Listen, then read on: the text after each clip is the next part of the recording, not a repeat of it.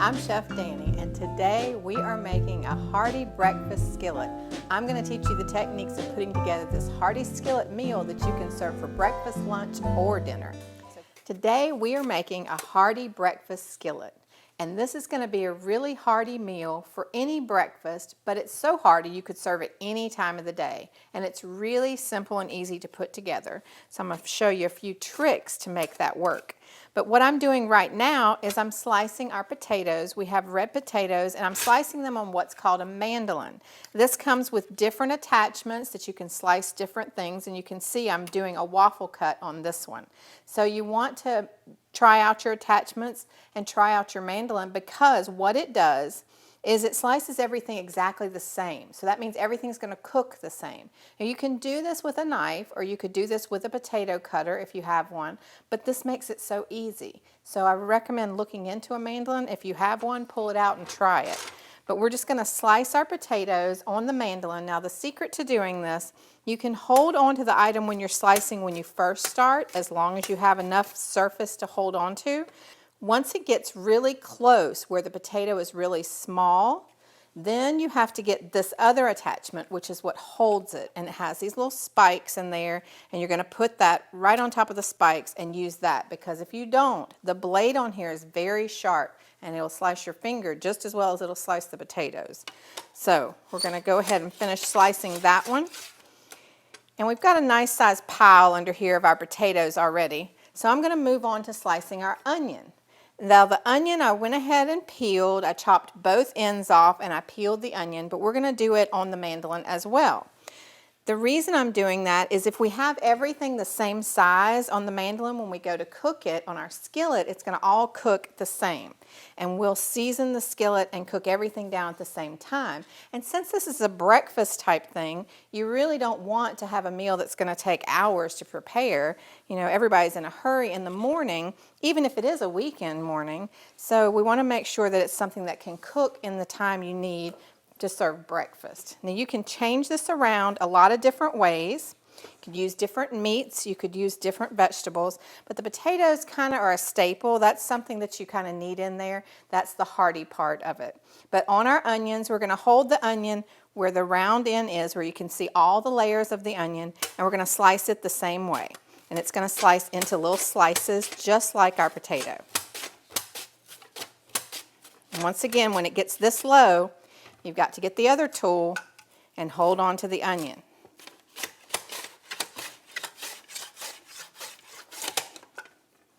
This is also a great way to slice onions for onion rings. I'm going to put that in the bowl with our potato. Now the meat that we're using for this particular skillet is sausage. You could use a different meat. You could use ham, you could use bacon, you could use any breakfast meat that you think of. You don't have to be tied down to the specific meat in the recipe. It's a whole idea of how to put something together. So it's a technique is what we're showing. So we've got a sausage here, but sausage comes in a casing. So we want to make sure and take that casing off. That's just a personal preference. You don't have to do that part, but to me it cooks up better. Sometimes the edges will kind of seize together if you leave the casing on, and I don't really like that. So we're going to go ahead and take the casing off, and to do that you just slice down the sausage just like this. And then you're just going to peel that outer edge off. That's going to take the casing off pretty easily and make it better for you to cut the sausage and better for the sausage to cook.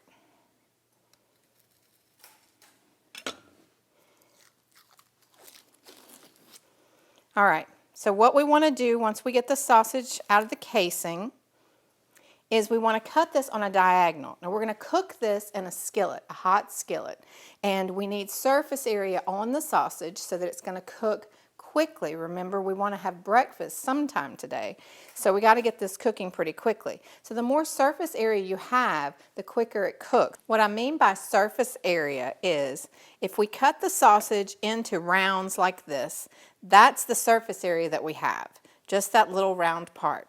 But if I cut it on a heavy diagonal, then we get more surface area. More surface area means the sausage is going to cook faster, and that's going to cut down our cook time. So that's the reason we want to cut it on a diagonal for this particular dish. So We're going to hold the sausage and cut it on a heavy diagonal, and what I mean by that is as far diagonal as you can cut it without just cutting straight down the sausage itself.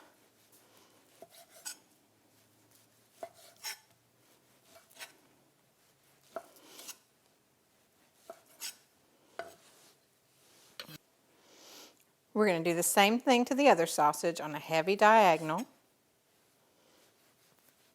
Anytime you're trying to cook something quickly, think about what's actually touching the pan. So the more that you have touching the pan, the faster it's going to cook. If you have just a little bit of it touching the pan, then the heat has to radiate up through whatever it is and cook it that way. But the more surface area you can get, the faster things are going to cook. So that's all of our sausage. And now we're going to get some bell peppers done. And I have colored bell peppers here. You can use any color you'd like. But what I'm going to do is I'm going to cut these in half. I'm going to pull out the inside seeds, just like that, and pull out the ribs also. And then we're going to slice these on our mandolin as well. I've sliced all of our peppers in half, and I cleaned out all the ribs and the seeds. And now we're going to slice these on the mandolin as well, but I'm doing them on the side. So holding this pepper sideways, we're going to slice it just like this, and it's going to give us some nice long strips for our skillet breakfast. I've chosen 3 different colors of bell peppers. You could use green if you'd like. Actually, the green and the red bell pepper are the same bell pepper. It's just the green one hasn't ripened yet, so it turns red once it ripens. You want to make sure, once again, that you don't get your hand too close to that blade when you're slicing. What this is going to add to our dish, other than flavor, is all the colors from the beautiful peppers. Anytime you're eating colors, you're eating healthy. So remember that. The only time that doesn't count is if it's candy. So in your food, as long as you're eating colors, you're eating healthy, and we're adding tons of color. Now, as far as flavor, the different color bell peppers really don't have that different of a flavor. They kind of all taste the same, with the exception of the red and the green. A green bell pepper, not fully ripe, has a lot different flavor than the sweet red bell pepper. So I always like to use the red bell pepper, but the green one's good for some things as well. So I'm going to get all of these sliced up, and then we're going to start cooking our skillet on a pan. Now we have a flat pan that we're going to cook it on, and the way we're going to do that is cook off the onions and the meat on the same pan with our vegetables, and then we're going to top it with a perfect fried egg. We need to slice up one more thing, or rather grate up one more thing to go on our skillet. So once we get the whole skillet done, topped with that beautiful fried egg, we're also going to top it with some amazing cheddar cheese. And you want to make sure that you get a good one. But first we're going to get this off of our board. We got all of our peppers ready to go. Look at all that beautiful color. That's going to be a beautiful dish. All right, so our cheese. We have an extra sharp cheddar cheese. The sharper the cheese is, the stronger the flavor is, but it doesn't melt as well if it gets sharper. So what we're going to do is add this at the very end. And I like to grate it myself. When you buy pre-grated cheese, it has an additive in it that keeps it from caking, and we don't want that on our food. So just any box grater that you have, and grate your cheese on the coarse setting, which is going to be the biggest grate. And grate the whole thing because we like extra cheese on there.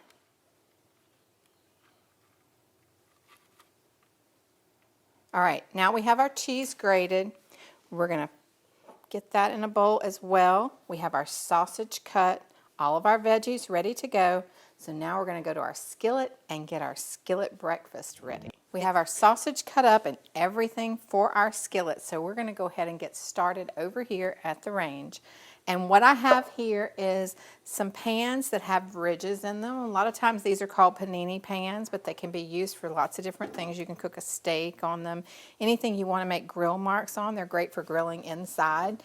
And they're cast iron. So cast iron holds heat really, really well. And that's what we want anytime we're cooking something like this that we want a high temperature. So we're going to go ahead and get the pans on. Now we want to cook with butter, but we're going to have to use also a little bit of olive oil because we don't want the butter to burn. Butter will burn really easily. We want the flavor from the butter, but we don't want it to burn. So we're going to go across the pan with a little bit of olive oil to get that started first. And then we're going to go in with some butter. And I have probably about a tablespoon of butter in each. And we'll just let that melt down onto the pan, and then we're going to get started on our sausage and our onions and potatoes. What we want to cook is what takes the longest. Now the sausage we're going to cook first in the pan because we're going to get all the flavor from that sausage in the pan. Then we will take them out and we'll put our potatoes and onions in there and soak up all that sausage flavor and get them cooking. And then we'll add everything back in with our bell peppers and let it all cook down, and then we're going in the oven. But what we want to do first is get our sausage on the pan, lined up. The reason we cut it on that diagonal is so we'd have a lot of surface area. You see that butter is melting down in there. Now we're going to get some fat off of the sausage as well. So that's all going to mix together in our pans. Now I'm making two because if you were making breakfast for yourself or your loved one, you might want to make two of these pans, although it's going to make a lot in each pan. So you'll have a little leftovers. So maybe this could be breakfast and lunch. But I'm showing you how easy it is to put this together and cook this for any day, a weekday, weekend, make an easy breakfast. We're going to let them cook a few minutes on each side. We're going to turn them over once, and then we'll take them out of the pan, like I said, and get our onions and our potatoes in there. Our sausages have cooked for a few minutes on this side, so we're going to flip them over, and you can see they have some beautiful color going on. That's what we're looking for, but also what we're looking for is the flavor that they're contributing to the pan. So they're releasing all those juices into the pan, and that's what we're going to cook our potatoes and our onions in. We're going to get all these flipped over, and then we're going to take the sausage out of the pan, and we're going to put our potatoes and onions in there. Now the thing that takes the longest to cook on this skillet is the potatoes. Potatoes take a little longer than anything else we have. But I'm going to show you a little trick for that too. I'm going to go ahead and start pulling the ones off of this front pan. We're going to sit them in a bowl because we'll use them again in just a minute. We'll add them back to the pan. And now we want to add our onions and potatoes. And we're going to split it kind of evenly between each one. So let's put some onions down. That's what you should hear. You want to hear that sound. The onions just start popping. The potatoes. It's going to be a delicious, easy meal.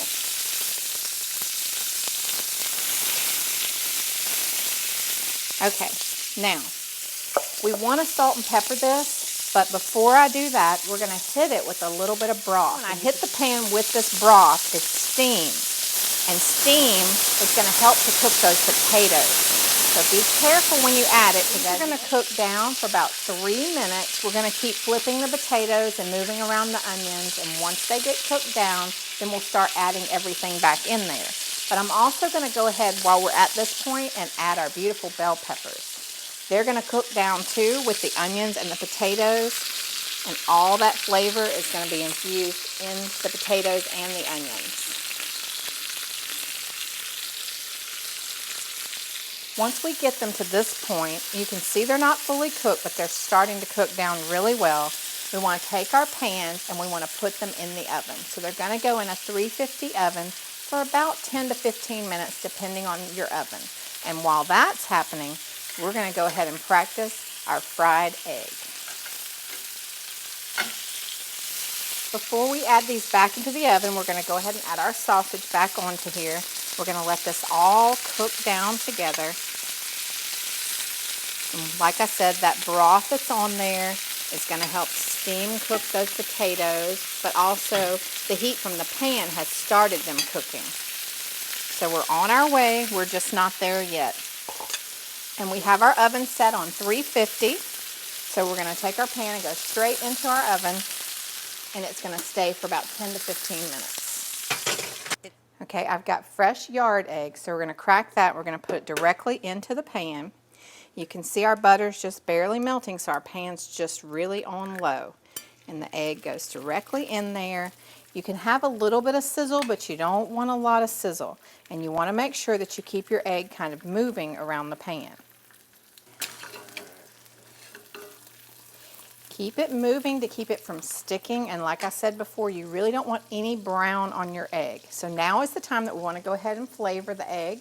So you want to salt and pepper. And I always like to have this sitting right by your range wherever you're cooking so it's easy to get. You can use the spoon to get it out, or you could pinch it with your fingers, either one. Now we're getting ready to flip. What we're looking for is for the white to be almost all the way done, and the yolk is still running, but we're going to flip it over and finish off just the rest of those whites. So what you want to do to flip it is drag it to the edge of your pan, and it's an up and over motion, just like that. And that cooks for just a second, and then you want to turn the pan off because essentially everything is cooked already. We're just looking to finish up the whites of the egg, not the yolk. We want that runny. So we're going to go ahead and turn our pan off, and we're going to get our skillets ready to put the egg on top. Our skillets are ready to come in the oven. I've already got one, and this is the second one, and you can see that everything has cooked down. The potatoes, the onions, the bell peppers, everything has cooked down really nicely, and now it's ready for us to top it. We have a few more things we want to do to it before we actually serve it. So the first thing we want to do is kind of move our skillets around just a little bit, just to get everything nice and mixed up in there.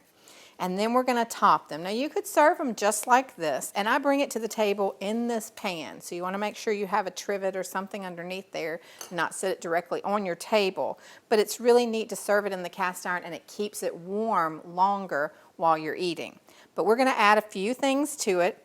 We're going to top it with a little of our cheese that we grated. We're going to put that right on top of the meat and the potatoes because the heat from that is going to melt it right down into the meat and potatoes. And then I've got 2 eggs that I've cooked off. We're going to top it with those eggs. But before I do that, I want to show you a little secret that you can do if you like spicy things. So what I have here is a garlic chili sauce. And so the garlic chili sauce kind of spices things up, and it adds a lot of garlic too. So you can dot that around the edge just like this if you want to add a little spice to it. You could also use, as I said before, a different hot sauce, or you could use a different meat, a different cheese. Change it up any way you like it. Whatever you like for breakfast, you can cook it in the same method. So now we're going to add our eggs because we've got one spicy and one regular, and we've got a perfect fried egg that's going to go right down on the top of there. When you cut into that, all of that is going to come out and ooze all over your sausage and your potatoes, and that yolk will flavor everything deliciously. So you could top this with green onions, you could use some more peppers, whatever you would like to add to it, make it your own. We've got a little bit of parsley, so we're going to put a little bit of that on there. We'll chop it just a little bit and add a little green to the top. But we have so much color going on already, you don't need a whole lot. But remember, I always say cook with color and make sure you think about adding reds, greens, and whites. So we're topping that with a little fresh parsley for that fresh flavor.